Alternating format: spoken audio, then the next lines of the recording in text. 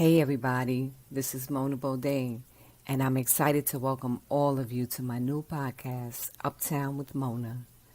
You may have heard me before, hanging with JP Justice in the morning, or sometimes the afternoon, or maybe even the evening. But now, here we are on my podcast, where we will be engaging with various hip hop artists, poets, and entrepreneurs. So come listen and hang out with Mona Bodain and Uptown with Mona. They love Mona. They don't love JP. Hey, what is going on, everybody? It's your girl, Mona B. Welcome to Uptown with Mona. Thank you again. I'm so happy to have y'all here with me tonight because tonight, I'm so excited to be here tonight. So, let me explain real quick, right? Because I haven't seen this guy in like forever. We all come from the same area, from the same era. I want to introduce his name is Milk D from Audio 2. Let me give you his bio, a little short bio of him. Milk D came to prominence as half of the underground of the. Ooh, let me start over because I'm so nervous because this guy he just does it for me. All right, let me start over. Milk D. He came to prominence as half of the groundbreaking hip hop duo Audio 2. In the late 80s, he scored big with the classic hit Top Billin'. We all know Top Billin'. I was listening to Top Billin' today, matter of fact. So, Rolling Stone magazine as one of the 50 top greatest hop songs of all time.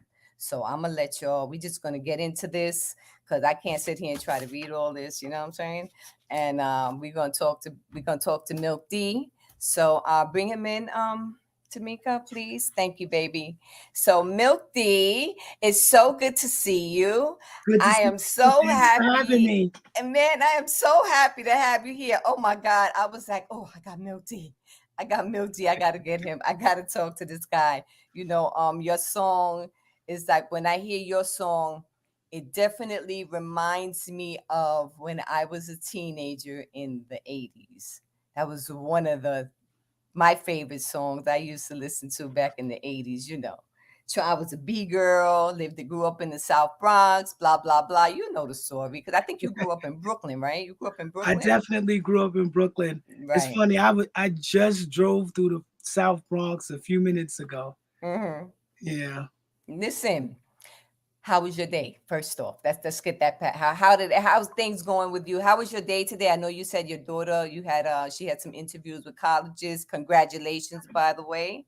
Thank you. Thank you. Mm-hmm. So it's been a long day. I left my house like 5 o'clock this morning. Mm. She had an admittance interview or um I don't know. They took her around the campus and stuff for at UConn. Mm-hmm. So she was already accepted there, but they just wanted to show her the campus and everything. And we spoke to some people. So we were there till about 3 o'clock and then we drove back. So if I Wow. How look tired, far? that's why I'm You tired. you look a little tired, so we're gonna get through this. So I don't want to keep you all because I'll keep you here all day talking. Yeah, so no, it's all good. I'm good. so yeah, let me get this together. Hold on one second. So now, so you had a great day, and I'm real happy. I'm happy that everything went well, and congratulations on your Thank you. daughter. Did she make a choice yet? She didn't make a choice, but she's been accepted to a bunch of schools, and we're going to Mm-hmm. try to get to all of them in the next 2 weeks. The date for her to make a decision, I think, is May 1st. Okay. So most of them are local, in the tri-state area. So we're going to go see all of them and see where she's going to go. Wow, that's This great. this process is strenuous and Yes, it's but it's worth it. absolutely, and I'm excited and she's excited and I'm Mm-hmm. grateful. Mm-hmm. I want to ask you before start asking my questions. What I have is my questions is called 16 bars, 16 questions, right? But I Uh, want to ask you the first question. Where did you come from? And what was the other question? Where did you come from? and how did you get involved in with hip this in hop. hip hop? Mm-hmm. I'm from Brooklyn. I grew up in Bed-Stuy, NA and Halsey Street. I first fell in love with hip hop when I was in the fifth grade. I don't even know what year that was, maybe in the early 80s. Mm-hmm. Um, I heard the battle tape between Kumo D and Uh-huh. Busy B. And on Okay. that same tape, it was the Cold Crush Brothers. I Yes. think it was at Harlem World. And Mm-hmm. when I heard that, I fell in love with hip hop. The battle with Kumo, Grandmaster Caz, and the Cold Crush. They were the Cold Crush Four, I think, originally on that tape. And Mm-hmm. after that, they became the Cold Crush Brothers. So that's when I fell in love with hip hop, and that's when I decided that I wanted to be involved, and I started writing rhymes. Mm-hmm. And how did you meet? Gizmo is is that your brother? That's your brother, He's right? my brother, Right, yes. that's your brother. Right, Right. right, right. Wow, and he was down with it from Jump Street. Was he Yeah, down, or is he older than you, or is he younger than you? he's older than me, a little bit older than me, but Hmm. he's older than me. Is he Not still much. around? He's still around. Giz is still around, yeah. Mm. I wish you could have got him to come. It would have been nice to have both of y'all together. That would have been cool. But I'm happy to have you here. Thank you so much. Thank All right, you. let me ask you this question. What was the biggest challenge you faced breaking into the hip hop industry during the 80s and the 90s? Okay, let me see. So for me, and this is a story I tell all the time, and people probably won't believe this, but the biggest challenge that we had. Okay, so let me set this up. Okay. So,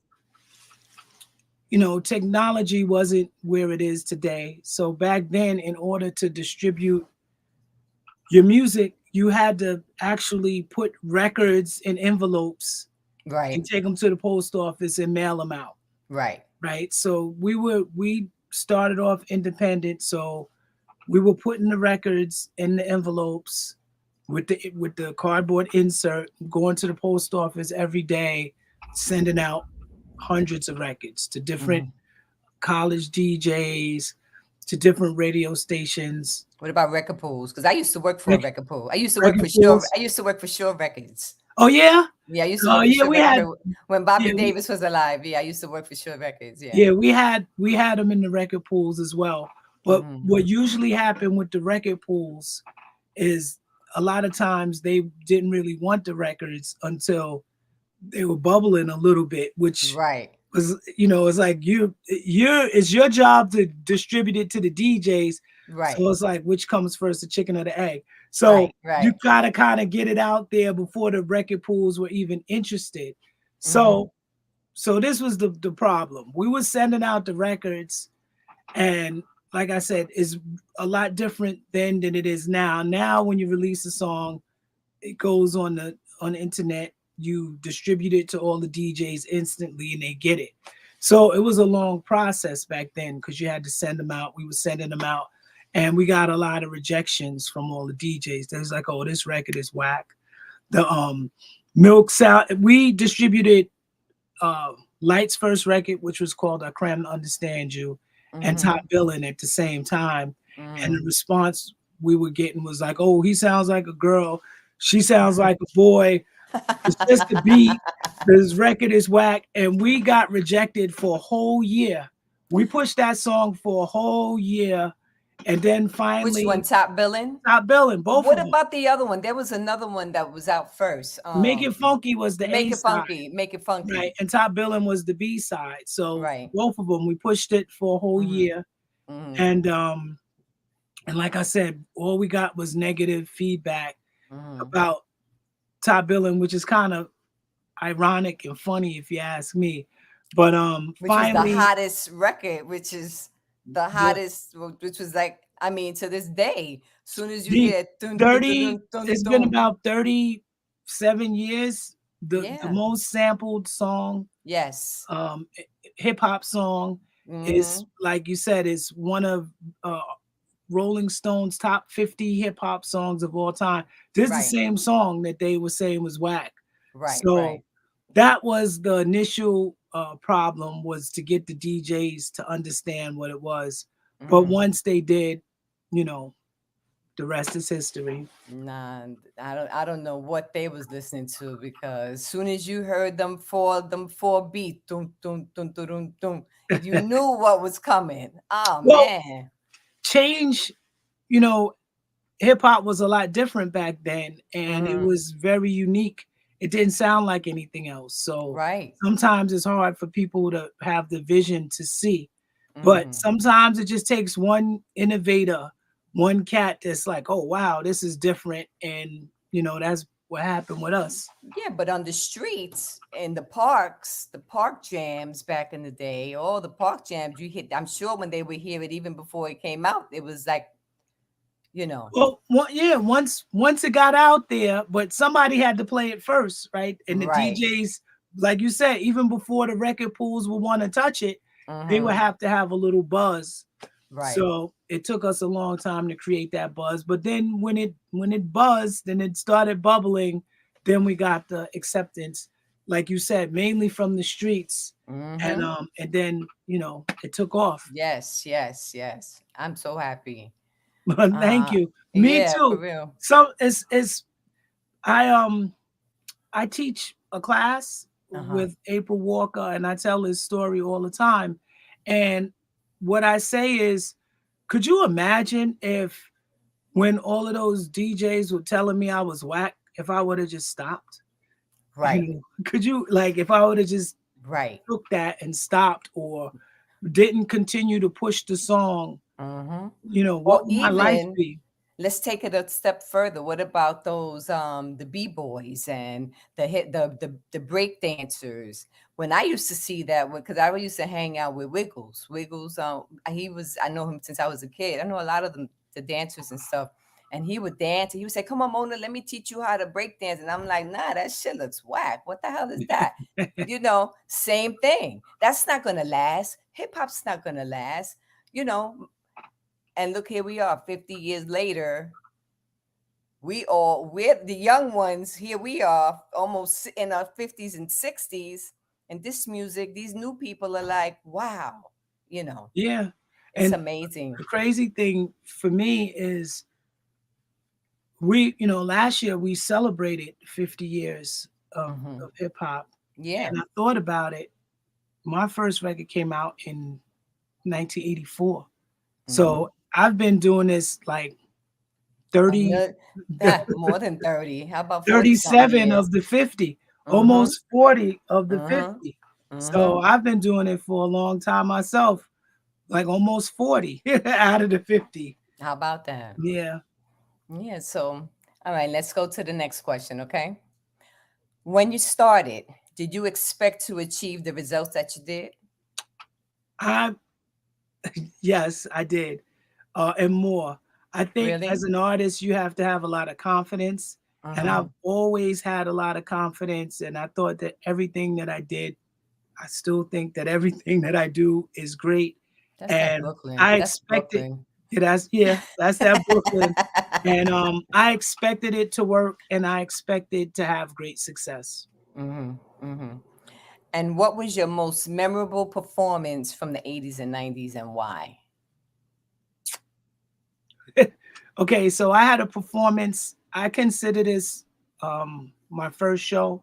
It Mm-hmm. wasn't really our first show, but this was the first show that when I realized like, yo, this is happening. This is working.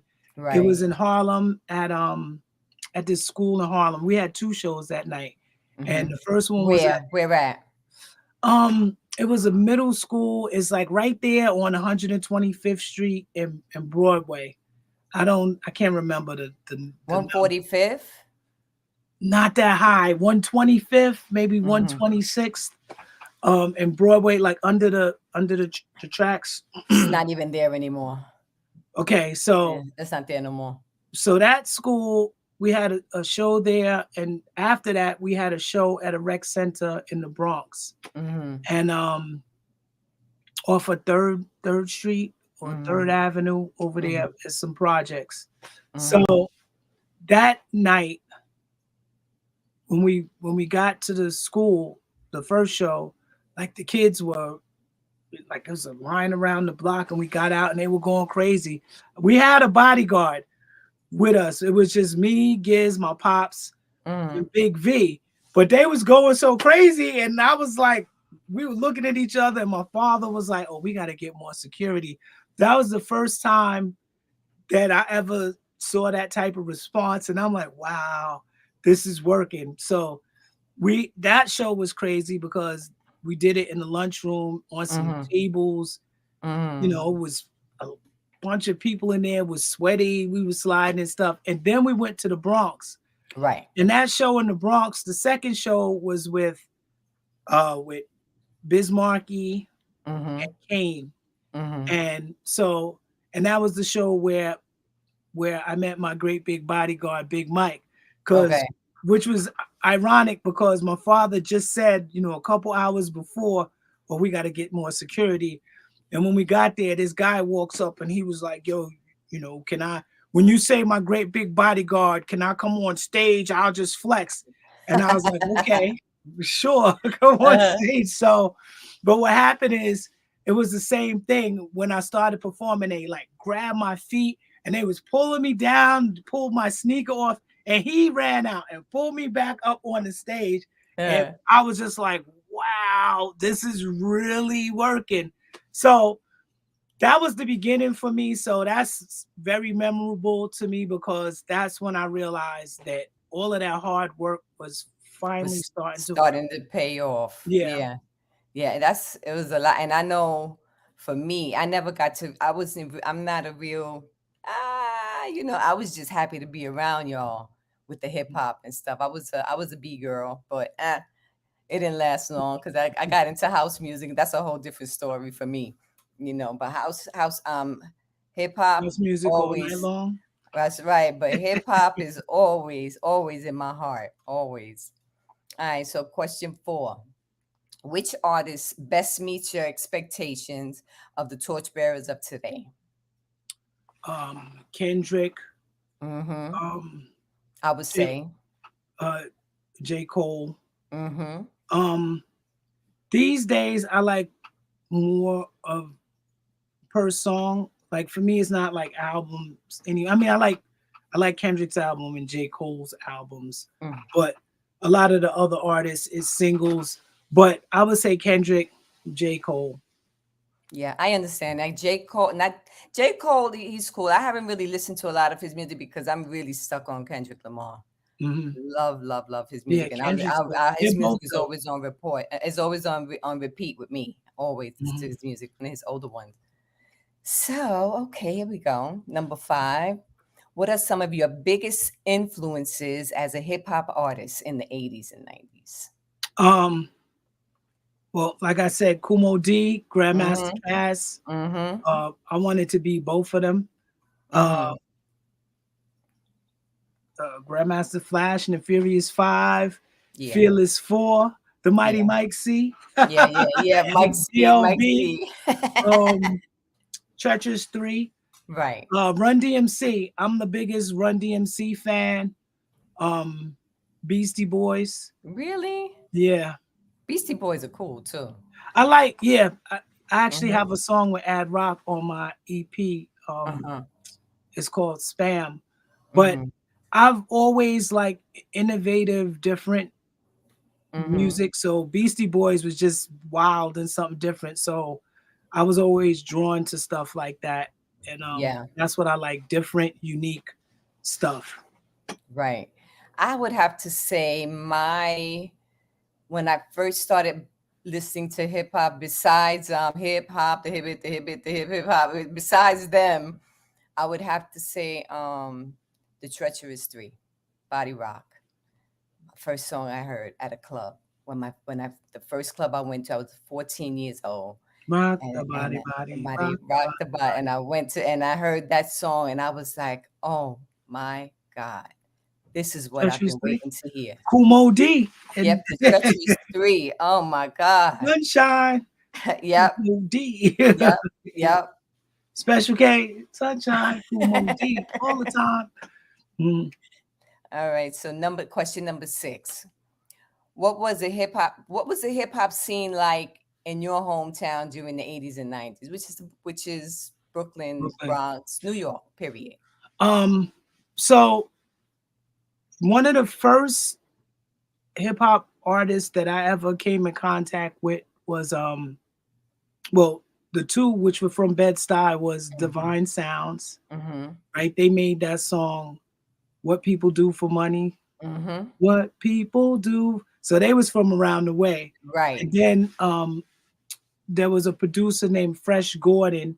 He made a song called Gordy's Groove. Now, Gordon used to have a motorcycle and he used to just be riding all around Bed-Stuy, popping willies up the block. Uh-huh. And, everybody be like, yo, that's Fresh Gordon. That's Fresh Gordon.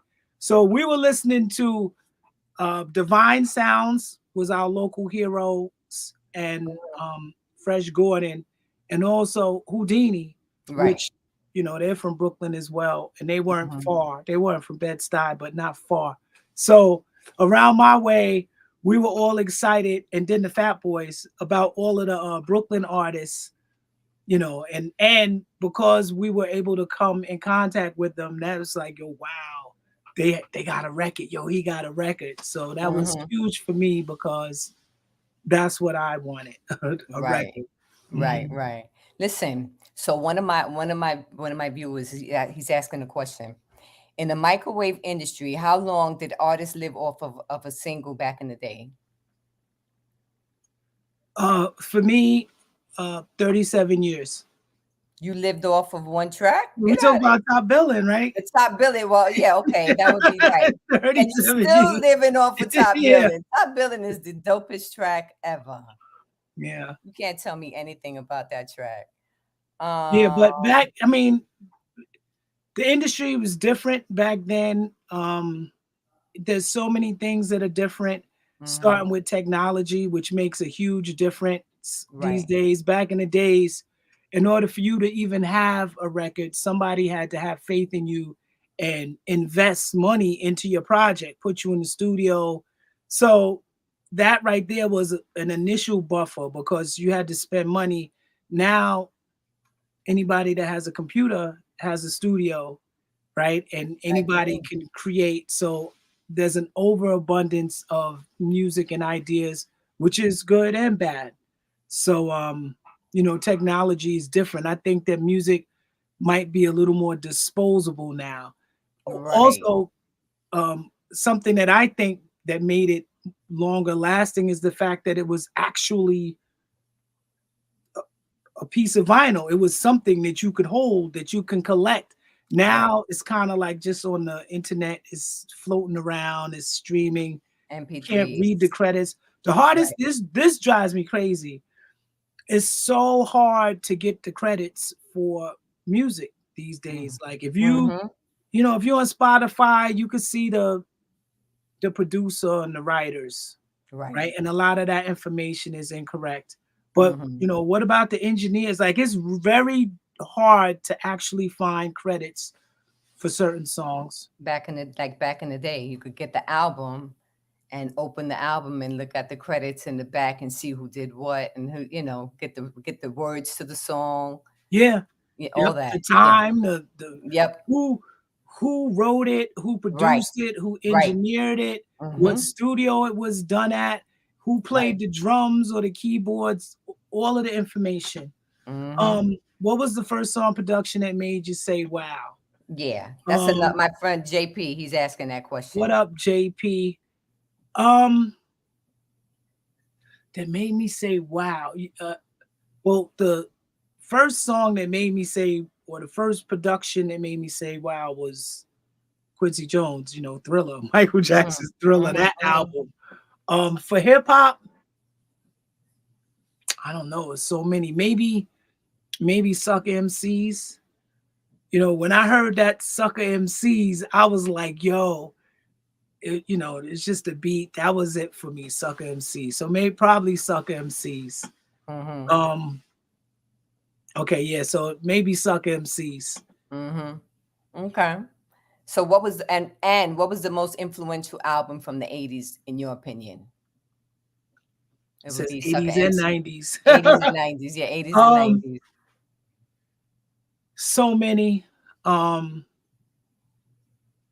I'm a huge Biggie fan, so Biggie, Ready to Die, Wu Tang, 36 Chambers, Mm-hmm. Slick Rick, Yes. um, uh, Criminal Minded, Mm-hmm. Public Enemy, Mm-hmm. Audio 2, MC Light. It was so many. Uh-huh. It's so many. But Any female? who am I Any forgetting females beside MC Light? Any other females? that I like? Mm-hmm. Um, yeah, although I do believe Light is the best, in my opinion, Yes. Latifah, I love Latifah, the way she spits, Everybody loves Latifah. and Lauryn Hill. Mm-hmm. Woo! So I Mm-hmm. really enjoy Latifah and Lauren as well. Mm-hmm. I have to say, I like Sharrock. I like Sharrock. Yeah, yeah, I like I, absolutely. I like Roxanne. Roxanne. You know. Yeah, I like Sequence. I'm just hmm saying my favorites, but yeah, right, right. I love and respect. See, that's Yes. another thing that I want to make sure that I say is that all of the hip hop artists that came before me, I love and respect them. It couldn't be any me without them. So I definitely respect all of them. I understand that. And when I see them, I tell them. Yes. Yeah. Mm-hmm. All right. So question 8. What are some of the biggest misconceptions about hip hop in the 80s and 90s? Um, well, one misconception is that people think that there was more money there than it was. Um, it was a struggle, and you would make money. I'm not saying there wasn't any money, Mm-hmm. but it's a lot different now. It's a lot more money now. The concerts and stuff like that. So I think that's one misconception. Another misconception is that they think that all of the hip hop artists had beef with each other, Right. but we didn't. Right. you know. Okay. Mhm. It's all for show. Right. A lot of Yeah, it was a lot a of it was lot for of it show. was for show. Mm-hmm. Okay. Okay. So number 9, question 9. In your opinion, what was the most pivotal moment in hip hop during the 80s and 90s? Walk This Way, Mm. Run DMC again. Walk This Way, it was one because that was in my opinion, and I think it's probably a fact, that was the first crossover hip hop song that showed that hip hop could be pop. And when I say pop, I don't mean like a lot of people think pop means white, but pop means popular Right. for everyone, including white people. So Right. it was that first crossover song that Mm-hmm. was pop. And also, I'll throw the Beastie Boys in there as well because they were like the first artists to have that diamond record, Yes. 10 million, So Mm-hmm. those are two. Mm-hmm. And of course, the release of Top Billing. Absolutely. I love that song. I'm gonna play it again tonight before I go to bed. Number 10. How did you start how did your style and approach as a hip hop artist change over the years? I don't I don't think I've really changed much. My concept is still the same. Mm-hmm. It's funny because most people know Top Billing or some people only know Top Billing, but anybody that knows any of my other music on the albums, they know that I always try to do something different and Mm-hmm. unique, and I'm not scared to take chances. So, Right. and that's my approach to production. I'm not really interested in trying to do something that's already done or that other people are doing. I Right. just kind of go out on a limb and do whatever I feel. Mm-hmm. So that's my approach. I try to be different. Okay. All right, cool. Number 11, question 11. How do you feel hip hop culture has been documented and portrayed in the media from the 80s and 90s until now? I think I think that there's some good stuff and there's some bad stuff. Um, Overall, hip hop took over the world. So that means that media had to support it to a level where it became the most profitable music form ever. And so that means there's a lot of good promotion and, um, you know, media on it. There's also some bad stuff and I think some misconceptions. When I see some of the young cats, I just wish that they would have maybe a little bit more understanding of the history, Mm-hmm. which I think is necessary. Mm-hmm. Um, and that's something that we have to work on as a culture to make, which I think the hip hop museum will help. I But agree. like when you hear R&B artists or pop artists, they understand the history a lot better than hip hop artists, whether they're talking about Michael Jackson or Stevie Wonder or Teddy Pendergrass. They'll name some artists that influenced them. So anyway, I'm saying all of that to say that I think that obviously media has supported hip hop. Otherwise, it couldn't be as big as it is. But I do feel like there might be some stuff that's still missing. Yes, there's a lot missing, I think, anyway. Me personally. Yeah, you know, It's a lot they missing. got we got to have the history. It has to be out there. Right. Yeah, for sure. So, number 12, can you share a specific moment or experience that encapsulates the essence of hip hop during the 80s and 90s? You got a Um, few? You got a few? I, I have stories for days. Um, I I can't even say. I don't know. The essence of hip hop. Mm-hmm. Well, okay, I'll say this. Okay, I Yeah. got one for you. Mm-hmm. My when I first started, so when Top Billing came out, I was 16. So I Mm-hmm. was really too young to be in a lot of the clubs and Mm-hmm. experience a lot of that. But I was doing shows Mm-hmm. and we used to do a lot of shows at Latin Quarters, the Right. LQ. Mm-hmm. So Latin Quarters, Latin Quarters is hip hop. And it Yes, it was is. wild for the night in there and it was wild. Um, Mm-hmm. and every time is two songs. Whenever they would play, was it the Rebel Without a Pause, Mm-hmm. right? The Public Enemy joint, booga booga booga booga. Yes, they would start robbing people. Like if you was backstage, you could see it. They would just start snatching chains. They would start robbing people, and it was the same thing with Wow. Top Billing. When they would play that song, um, they would just start robbing people. That's how it was back then. Oh Like my there were certain God. songs, and then of course, once MOP Annie Up came out, Mm-hmm. that was Mm-hmm. another one. So that's what it was like, and it was like that in the tunnel as well. When certain songs would come on, you get robbed. That was So in like that's 84? Like 84, you said, or like no 82? 88, Mm-hmm. 89. Um, you know, that's what was going on, which was nuts. And that Public Enemy joint, I always thought it was that noise. I thought it drove people crazy. make make them want to rob. But then, like I said, it was like that with Top Billing too. I remember there was times I'd be on stage Mm-hmm. and I could see them. The stage in Latin Quarters was up high, Yeah, I and you could see remember. the whole crowd, Mm-hmm. and you just see people getting robbed, like they jamming and they snatching. And I'm like, yo, what? This is wild. So that's what Wow. it was like in '88 at Latin At Quarters. Latin quarters. At Latin quarters. Wow, that's crazy.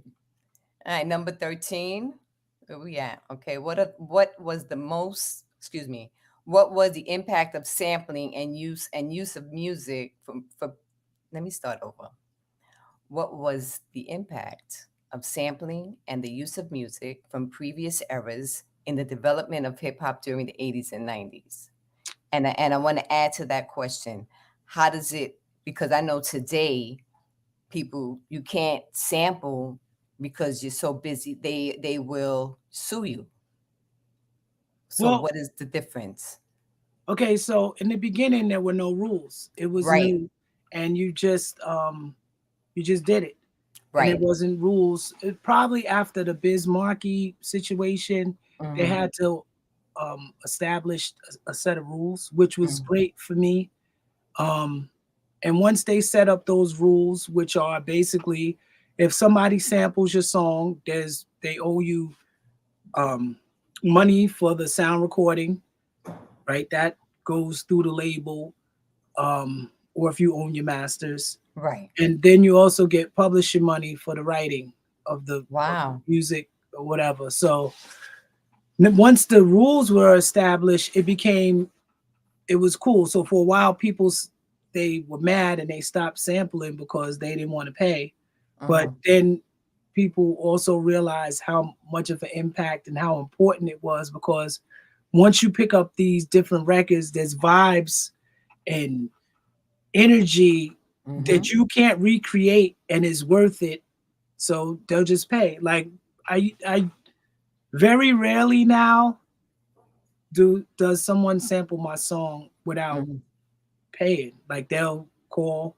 And what I try to do is, which I personally think is part of the reason why people feel comfortable Uh-huh. sampling it. I don't try to stick it to them. Mm-hmm. Like I look at it as a collaboration. Mm-hmm. So if they use the sample in a way where it's like a third or of the writing, then I'll say a third. Right. I'm not gonna try and take more than what it is, because it's a collaboration. If you wrote on it, you got rhymes on it, and I got rhymes on it, or you use some of my lyrics, or Mm-hmm. you use my beat, I try to find the best deal Mm-hmm. for everybody, right? A deal isn't a deal unless everybody benefits. And I think a lot of the artists, where they go wrong is they try to take all of it or most of it. And that's Mm. another thing. If they sample it before, if they release it before they clear it, Mm-hmm. back in the days that was an instant, even now, but that's an instant 100%. So if you sample my song, Mm-hmm. if you release my song before Mm-hmm. clearing it, I could come after you and take 100% of the song. But Mm-hmm. I still don't do that. Like, Right. one of my I have certain rules that I live by Mm-hmm. in my life Mm-hmm. that guide my life. And one of the rules is, don't do anything to anybody that you wouldn't want done to you. So if I Exactly. sampled somebody's song, which I do sample, Mm-hmm. and they came to me, I would hope that they would negotiate in a way that the same way that I negotiate when somebody samples my song. Like, okay, there's a collaboration. Mm-hmm. Let's all get paid. I'm not trying to take it all. I Just give me my understand. piece. Give me mine. Pay me what you owe me. But I it understand. doesn't have to be. I don't. Even if it's, let's say, 5 seconds, 10 seconds, there's still. Whatever it is, Mm-hmm. whatever it is, we figure it out, and we use it. There's songs I get a big part of. There's some Right. I get a smaller part of. The Mm-hmm. Which brings me to another story.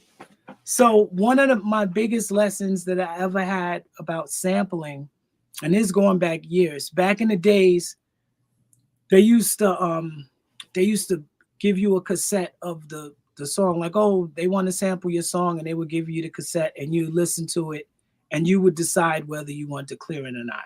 Right. There was this group overseas, they were called All Saints. They were like Spice Girls kind of group. Mm-hmm. And they sent me the song, I listened to it, and I was like, oh, that's some corny pop, whatever, Mm-hmm. right? And I was like, yeah, I'm not clearing that. And my pops called me and he was like, what do you mean you're not clearing that? I'm like, yo, that's corny or whatever. It was a pop song. Right.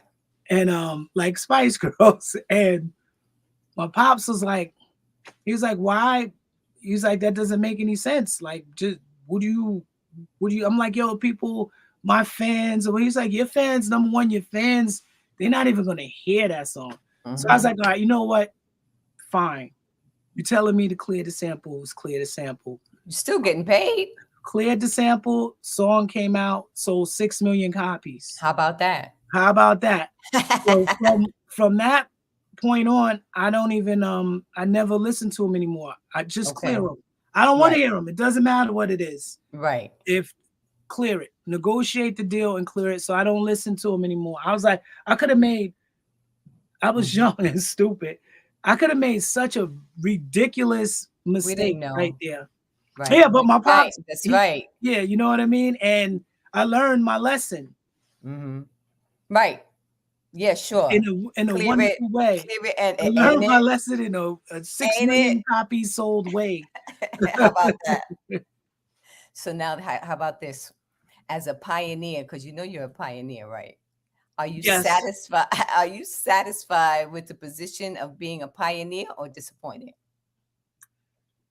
Listen, let me tell you something. Mm-hmm. I am so grateful for my Yes. life.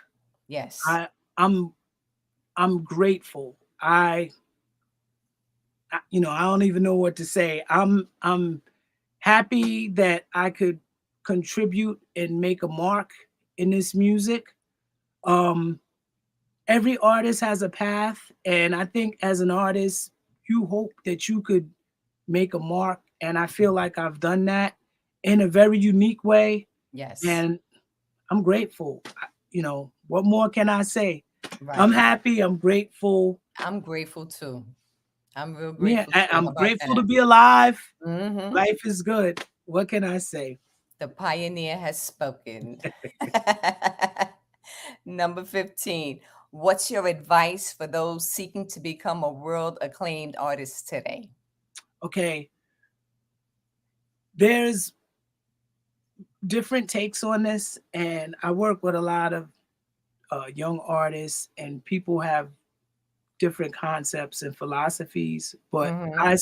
I think that there are new philosophies and new rules, but I think that there are some rules that stand the test of time that Yes, never change. I And agree. I believe the most the most important thing for any artist is practice. Yes. So my advice is to perfect your skill. Like, Mm. people hear certain artists and they say, "Oh, that whatever, I could do that. I could get the bag or whatever," and that's true as well. But I believe in perfecting your skill and practicing, Practice, practice, practice, practice. practice, practice. Mm-hmm. Um, so Mm-hmm. that's what I believe. People are here. They listening to you. A lot of people in here listening to you. Number 16. If you hadn't done music, what would you Well, have done? I always wanted to be an actor. When I was young, I used to do a lot of plays and I Mm-hmm. did some off Broadway stuff. So I always loved being on stage. So I Mm-hmm. think once I started rapping, that kind of fulfilled that um, need for me. But Right. I think that I would have been happy being an actor. Yeah. And you would have did pretty well because you're very outspoken. Well, On thank top you. of it all. Yeah, absolutely. So I have a bonus question. Oh, The yeah. bonus question. Reflecting on your journey and your experience and growth as a hip hop artist, have you accomplished everything that you wanted to do on your bucket list? Okay. So it's that's an excellent question. Hmm. And it's funny. Somebody just asked me that question the other day. It's my birthday, and they said, Today? "Huh? When is your Uh, birthday? when last Wednesday?" Happy birthday. Thank you, thank you. Hmm. 54. All right. They So I I don't I look at life as a continuous journey Hmm. of growth. So I try to grow as a person Hmm. um every day. I have been nominated for a Grammy before, but I never got a Grammy. I don't know if y'all can see this, but this is like my computer, my vision board. Uh-huh. So I I got see some it. Grammys up Hmm. there. So I want a Grammy. It's coming. Yeah, I want that. It's coming. And It's coming. I also, for all of these years, I always wanted to learn piano. So I just started taking piano like 6 months ago. So I'm Mhm. doing a lot of It's practicing. really That's what. easy. It's Hmm? easy. It's pretty Yeah, easy. but that I was on used to my play. bucket list. Mhm. And I waited a long time to actually start, but I finally started. So I'm doing that. Mhm. And I just wanna like I said, I'm grateful. I feel blessed that I spend my time being creative, which is what I love to do. So I'll continue to be creative. Mhm. I want that Grammy, and Yes. I'm learning piano. So And those are it's some coming. things. It's coming. I'm gonna hear you playing the piano and singing something or rapping something. You're gonna be Could like, you oh my imagine? God. That would be so crazy if I went on stage and started playing piano. And Um, singing and rapping. That'd be as dope. far as what I'm doing today, so Uh-huh. I'm still doing my music. I still Yes. produce. Um, I've been doing some a lot of sync licenses Mhm. for TV shows and stuff like that. Mhm. Um, What about your brother? yeah, well, Giz, he's a mix engineer, so he Mhm. mixes songs and stuff. Mhm. Also, so this is something that another thing that I do that's true to me, and I'm very grateful, and it's fulfilling to me. I feel like when you're blessed, that you have to give back.